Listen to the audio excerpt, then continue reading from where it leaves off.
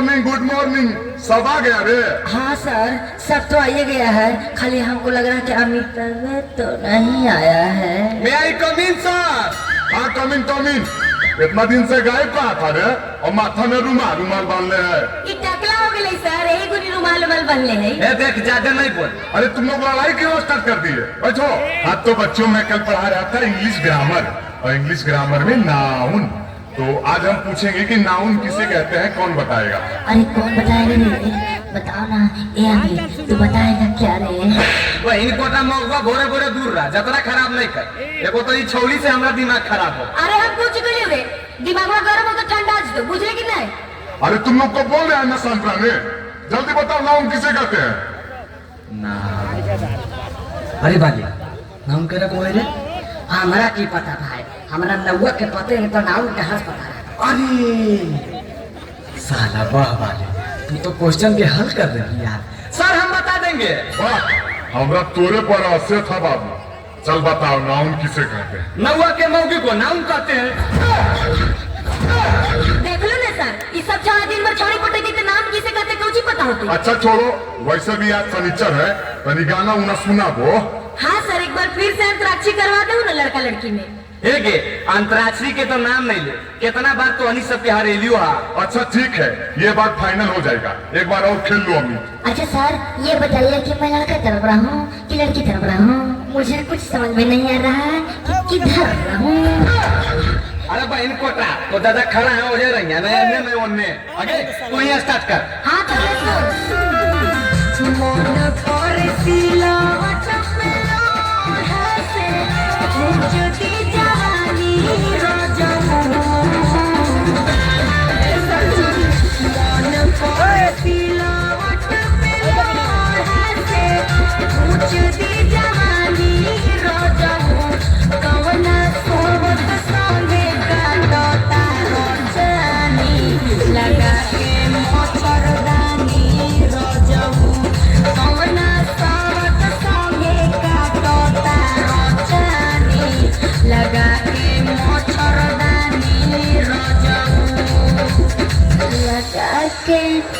मच्छरदानी राजा जी। चुप एकदम चुप। बड़का राजा जी जो मच्छरदानी लगा रहे हैं, कौन से ही लोग? अरे जा से लो, जा से। ए अमिता जू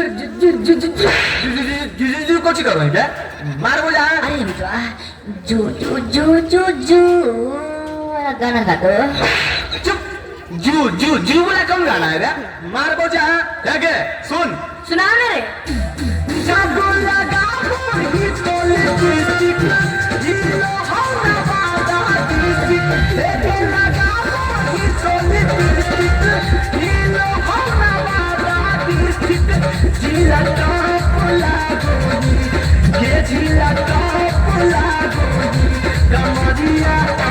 कमरिया तो हल्ला कमरिया तो हल्ला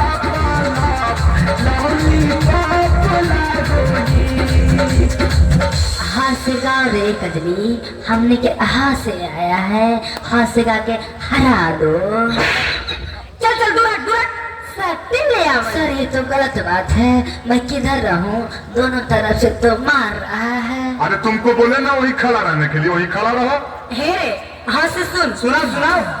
हम राजा जी दिन में न बोले, रतिया में चोली खोले। हम राजा जी दिन में न बोले, रतिया में चोली खोले। तो बोले ले बात होले होले, रतिया में चोली खोले। हम राजा जी दिन में न बोले, चोली खोले खोले खोले। अरे साला एक से अच्छा हागिए थे। सर ये सब गम गा दे, सब कहीं जल्दी ला से गाने को। रस से ले सुन रस से। लगनिया में लइका लगनिया में लइका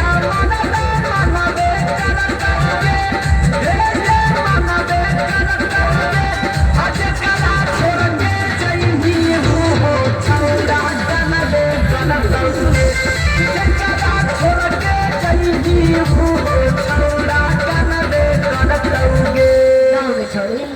ग से जल्दी गाओ ना गे। आगे गा जल्दी ग से।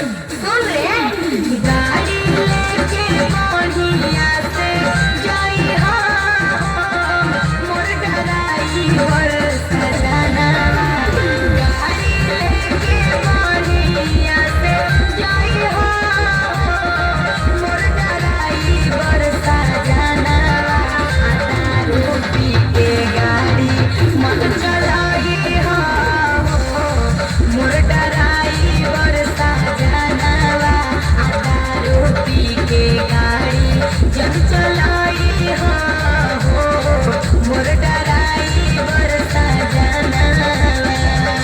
अरे गाँव रे मौसे लो माँ से अरे बाले माँ से कुछ याद हो? नहीं भाई हमरा तो कुछ नहीं याद हो। जुगला माँ से बताओ कुछ। अमिता हमरो नहीं याद हो। अरे मितवा तू इतना चिंता क्यों करता है रे? माँ से माँ बताएगा। बताओ बताओ जल्दी बताओ नहीं तो फेर दबो। अरे मिस कॉल मारा तर किस देवो का हो गाने का। हाँ ठीक है हो। देखे सुन मिस्टी चोले मारो हाथी किस दे मिठी दे। मिस्टी चोले मारो हाथी किस दे मिठी दे। अपन मस्तिया में किस दे मिठी दे। अपन मस्तिया में किस दे मिठी दे। मिस्टी मारो हाथी किस दे मिठी दे। मिस्टी मारो हाथी किस दे मिठी दे। तू बोल ना रे तू देवी कि तू देवी। अरे जल्दी बोलिए। चलिए दोस्तों